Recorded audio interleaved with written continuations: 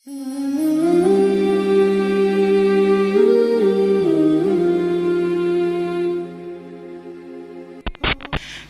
setiap perkara yang terjadi tidak pernah keluar dari rahmatnya Allah, dan tidak ada kezaliman dalam setiap peristiwa yang Allah berikan dalam kehidupan kita. Artinya gini, nanti bisa jadi Pak, Ibu, beberapa hari kita akan melihat itu, kita akan melihat berbagai macam tayangan video dan berbagai macam foto, yang mana ketika kita mendapatinya dan melihatnya itu menyayat hati. Waduh, ada yang sudah 2 pekan gitu ditemukan dalam kondisi penuh dengan lumpur gitu. Kadang-kadang kita akan melihat ada binatang kucing yang sudah mati, matanya sampai celong, tidak ada lagi dagingnya. Itu peristiwa-peristiwa itu yang terekam dalam foto dan video, maka pastikan bahwasanya itu tidak pernah keluar dari sifat rahmatnya Allah dalam kehidupan seorang mukmin. Kenapa kita harus memiliki modal memahami poin yang kedua ini?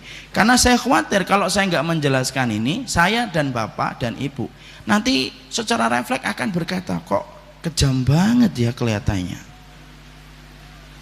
Dan ini sudah sering terjadi. Orang-orang liberal itu mengeluarkan tulisannya gini, kalau memang dosa itu mengundang adab, berarti Allah itu dendam dan Allah itu pemarah. Coba, tulisan orang liberal itu kayak gitu. Coba, sudah ada musibah, lu masih bisa mengatakan kayak gitu.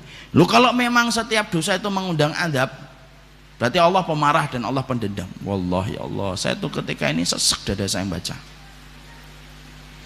Makanya kemudian kita harus paham, apapun kejadian yang di atas muka bumi ini tidak pernah keluar dari sifat rahmatnya Allah, dan tidak pernah keluar dari sifat adilnya Allah. Sehingga kemudian apapun nanti yang kita temukan, peristiwa yang menyedihkan, semua peristiwa itu menyayat hati dan mengiris hati. Bahkan sampai kita kadang-kadang tidak tega melihatnya, karena saking begitu memilukan peristiwa-peristiwa itu yang terekam dalam foto dan video, itu tidak keluar dari sifatnya rahmat Allah. Dan jangan pernah berprasangka buruk sama Allah. Wong berprasangka buruk sama manusia aja dosa, apalagi kok berprasangka buruk sama Allah. Allah itu zat yang tidak mau kemudian hambanya itu berprasangka buruk kepadanya. Makanya dosa besar berprasangka buruk sama Allah itu. Makanya setiap peristiwa itu tidak pernah keluar dari rahmatnya Allah. Kita saja yang terkadang memahami sesuatu dengan cara pandang kita yang sempit dan ilmu kita yang terbatas. Beda dengan ilmu yang Allah miliki yang tiada batas. Karena Allah itu rahmat. Dan jangan pernah meragukan bagaimana sifat rahmat Allah yang begitu besar. Saya ambilkan analogi. Seorang ibu, itu sifat kasih sayang dia kepada anak itu begitu besar. Sepakat atau tidak sepakat bapak-bapak? Sepakat. Yang jomblo pasti nggak bisa jawab karena nggak punya istri.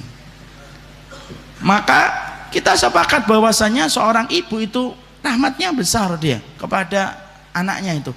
Dia rela tidak tidur supaya anaknya tidur, rela gendong anaknya yang demam semalaman itu rela supaya anaknya tenang gitu. Kalau bapaknya insya Allah tidur itu bapak.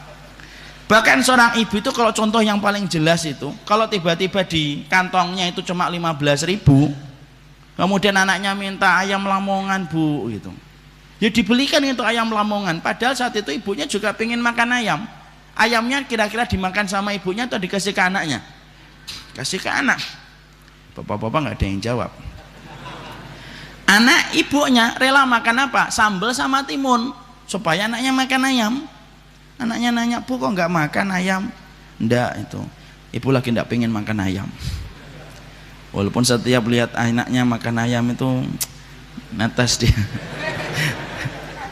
Tapi dia rela makan timun supaya anaknya makan ayam. Itu ibu rahmatnya gede sama anak.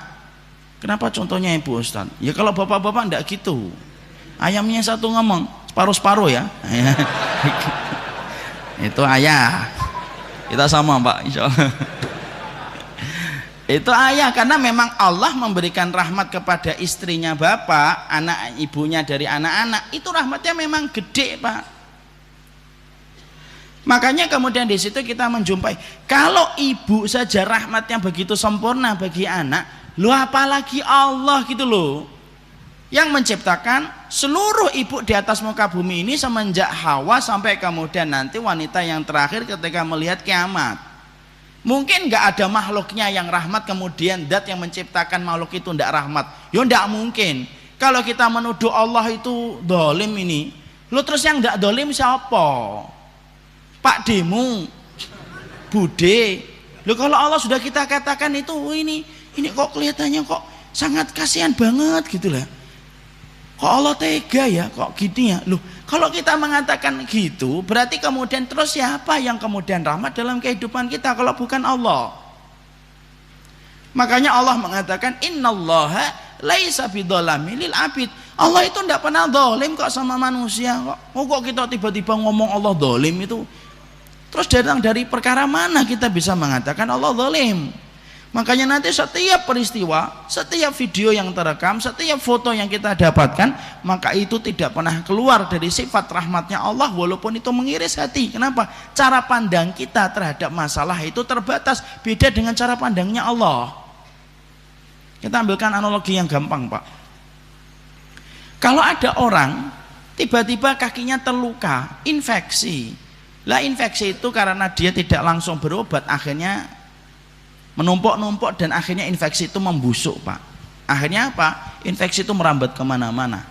Dokter berkata kepada pasien, Pak, ini setelah kita cek, Pak, ini harus diamputasi, Pak, karena infeksinya sudah parah.